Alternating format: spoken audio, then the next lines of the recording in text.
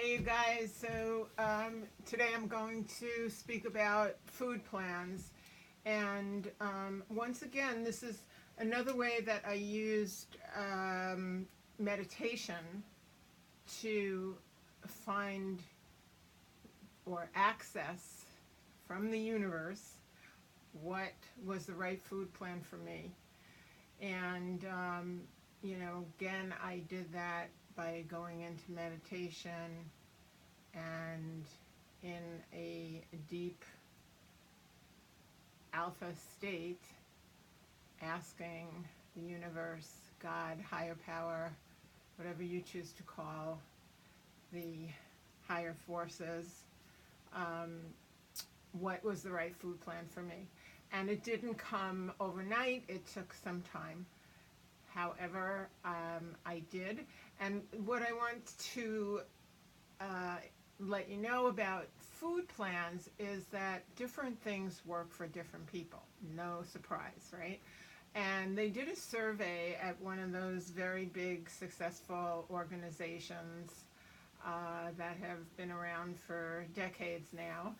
And they took uh, groups of people who had lost 30 pounds or more and kept it off for over a year. And this is what they discovered. They broke it down into three groups. The first were people who had to have a very strict food plan. They had to stick to that food plan.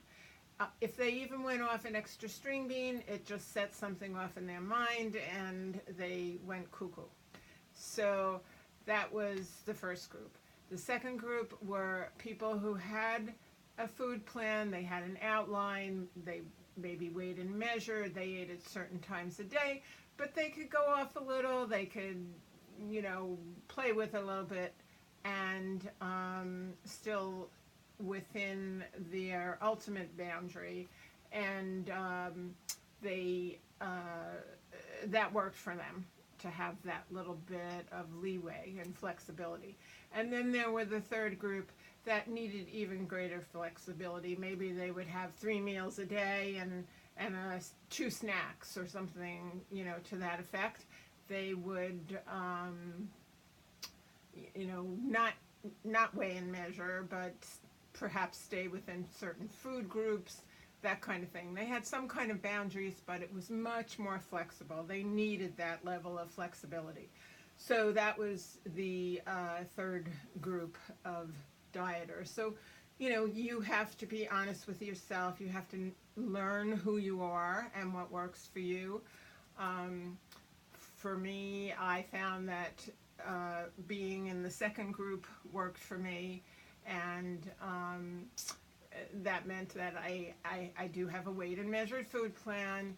However, I have flexibility on it. So that's pretty much it for food plans, but it is very important to have a food plan because if you're an emotional eater, as a huge amount of people are, and it's important to have the boundaries because that way you are able to make a distinction between emotional hunger and physical hunger. So, give you an example. I would suddenly feel hungry.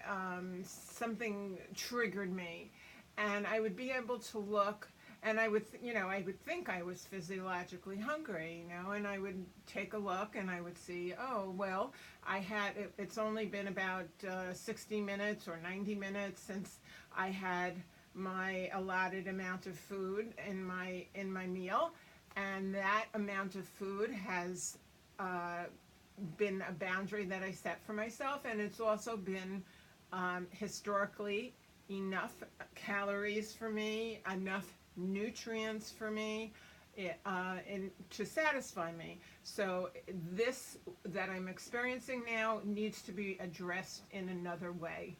This is, an emotional thing that's going on for me, and then I would be able to take a look. Well, what was I just thinking? Now, what might I be feeling about that thought that I was thinking? And just by uncovering, becoming conscious and aware, often that was enough to transform the feeling of hunger and to move through it, and to get on with my next activity in life.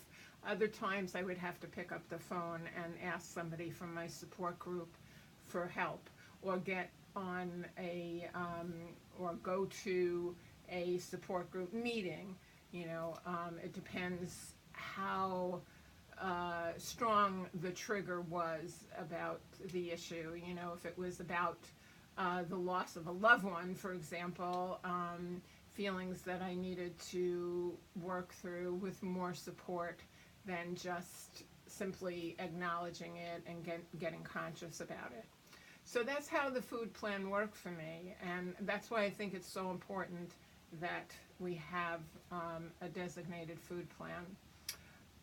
Something that I was going to say, let me think now.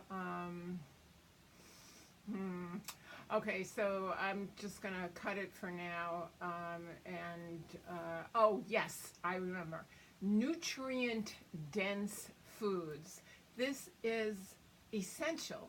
Nutrient-dense foods. So not just eating within a certain food plan, like white rice or white bread, or, one of my favorite doctors, who is a nutritional scientist, he refers to himself as, says the whiter, the whiter the bread, the sooner you're dead. So, the point is to eat foods that are, dense in nutrients, because otherwise the body can start craving just because you're not getting enough of a particular vitamin or a particular mineral, or you're not getting enough fiber, or you're not getting enough water. Frequently I have seen where I imagine I'm hungry, particularly I'm like craving a fruit. Why? Because my body is thirsty, so it's looking for water. Or because I'm having lowered feelings and I'm looking for some kind of sugar, or the combination of the both. So it's a little bit of investigative work, but you guys, you're worth it, you're worth it, you're worth it. Thank you so much for tuning in, and don't give up no matter what. That analogy of, how long would you give your average 2-year-old to learn how to walk? Ask a parent that question and they would say, what, are you kidding me? I'll never give up until my kid does walk. So that's the kind of attitude you have to have about your recovery and getting healthy. So that's it for now on Food Plans. Thank you so much for tuning in.